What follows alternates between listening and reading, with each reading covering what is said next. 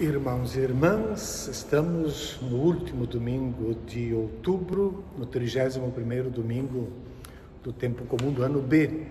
O evangelho que nós temos para esta liturgia de Marcos 12, 38 a 34. Essa discussão sobre o primeiro mandamento, qual é o primeiro de todos os mandamentos. E os dois mandamentos que Jesus apresenta são reduzidos a um só.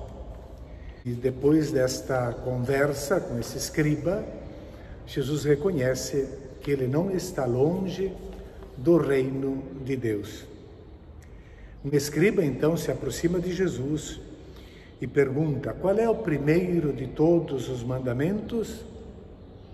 Marcos apresenta uma particularidade em relação aos outros evangelistas neste texto do diálogo com o escriba. Primeiro, que neste episódio Marcos não apresenta alguém que se aproxima de Jesus com hostilidade para pegá-lo em alguma palavra. Em segundo lugar, a resposta de Jesus unifica em um só mandamento o amor a Deus e o amor ao próximo. E este é o resumo de toda a lei. E o escriba, por sua vez, concorda com a afirmação de que o amor é o sinal do culto agradável a Deus, que é mais importante que o culto a Deus. Ele está aceitando a revelação de que o amor ao próximo é o sinal do amor a Deus. E esse mandamento fundamenta a verdadeira religião. Quem compreende isso, que o amor ao próximo e o amor a Deus são um só, não está longe do reino de Deus. O contexto desse episódio, porém, é de uma controvérsia extremamente belicosa.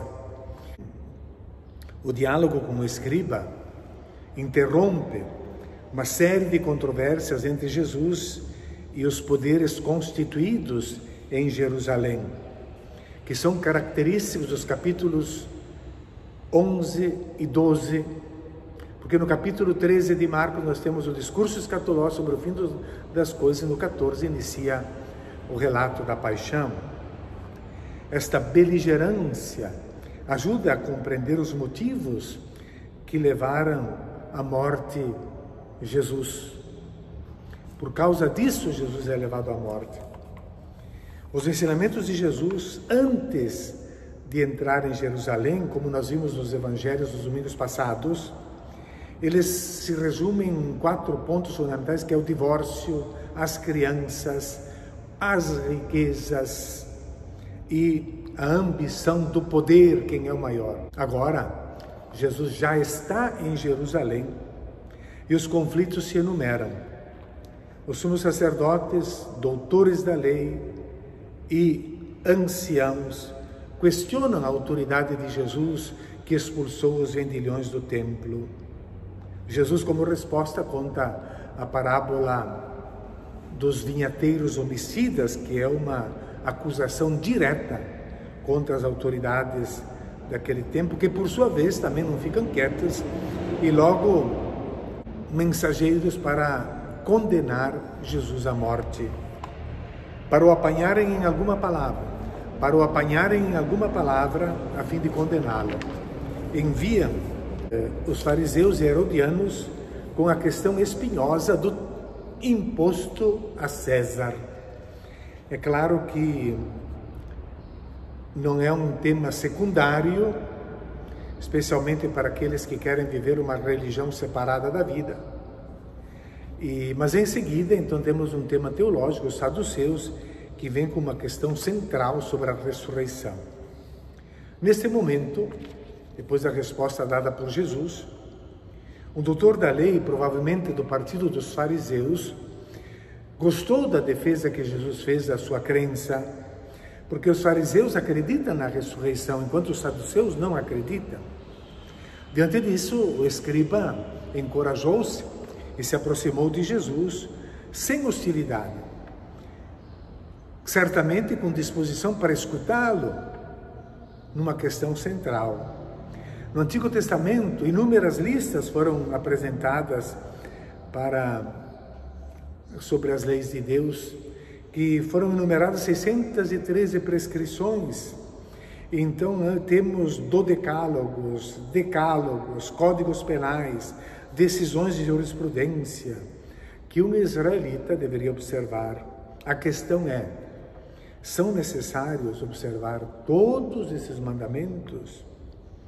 Esses 613, eles são apresentados como 365 de forma negativa, de proibições, que correspondem aos 365 dias do ano. E 248 positivas de mandatos, que correspondem aos elementos que compõem o corpo humano. Mas são necessários observar todos da mesma maneira? Todos têm o mesmo valor? Será possível uma síntese, uma redução para os essenciais? Uma redução a um só, quem sabe? É isso que significa a pergunta, o primeiro, que engloba tudo. A tradição rabínica tinha estabelecido um sistema hierárquico de valores. Hillel havia sintetizado em um só: não faças aos outros o que não queres que te façam a ti. Para Davi, no Salmo 15, nós temos a lei resumida em 11 prescrições. Já nós temos Isaías 33, no versículo 15, 6 prescrições, e as enumero. Quem age com justiça, quem fala com retidão, quem recusa o lucro de extorsões, quem retira a mão recusando o suborno, quem tapa os ouvidos a propostas de violência, quem fecha os olhos para não se comprazer com o mal, estes vão morar nas alturas. Estas são exigências para participar do culto a Javé. Miqueias, capítulo 6, apresenta 3, que são praticar o direito, amar a misericórdia e caminhar humildemente com seu Deus. E Abacuque apresenta um só mandamento, quando diz: o justo vive pela fé. Jesus propôs 2 mandamentos, combinando Deuteronômio 6, 4 a 9 com Levítico 19, 18. Deuteronômio apresenta o Shema, que é recitado até hoje pelos judeus observantes e piedosos 2 vezes ao dia. Nesse texto do Shema Israel, deve ser conservado em pequenas caixinhas amarradas por tiras de couro no braço esquerdo e na testa, para que a lei esteja bem perto do coração e da mente de todo israelita. Jesus sabia este texto de cor desde menino e citou-o como o maior e o primeiro mandamento. O segundo, disse, deve ser condicionado ao primeiro para que não se desvirtue. Ao acrescentar, não existe outro mandamento maior do que estes, implica que qualquer preceito deve submeter-se a estes 2, que são mandamentos primários.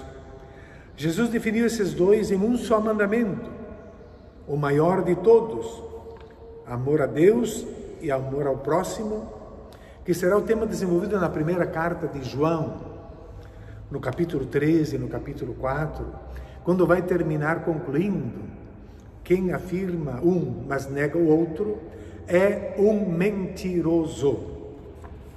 O escriba concorda. Muito bem, mestre. Na verdade, como disseste, ele é o único Deus e não existe outro além dele.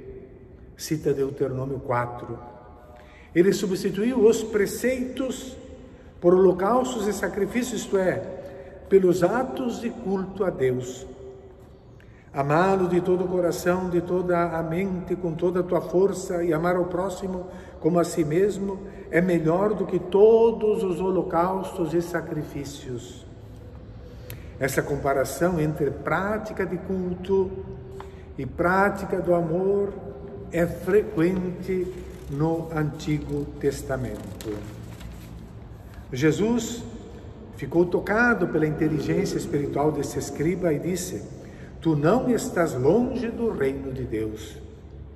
Ele aceitou a soberania de Deus na antiga legislação e agora abre a si mesmo para o reinado de Deus que se faz presente em Jesus.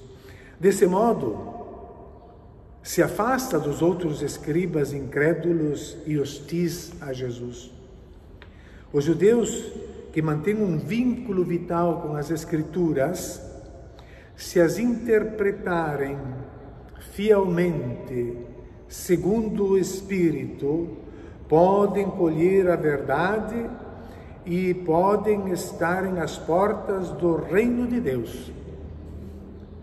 Falta somente o reconhecimento de Jesus. Para Marcos, esse escriba judeu se incorpora à igreja e representa outros que foram capazes de fazer o mesmo caminho, de dar o mesmo passo. Quando se é capaz de fazer o bem ao próximo, amá-lo, é porque o amor de Deus está nele. É porque o amor de Deus veio a ele. E aquele que ama, o amante, foi gerado por Deus e conhece a Deus, porque Deus é amor. 1 João 4. Bom domingo a todos.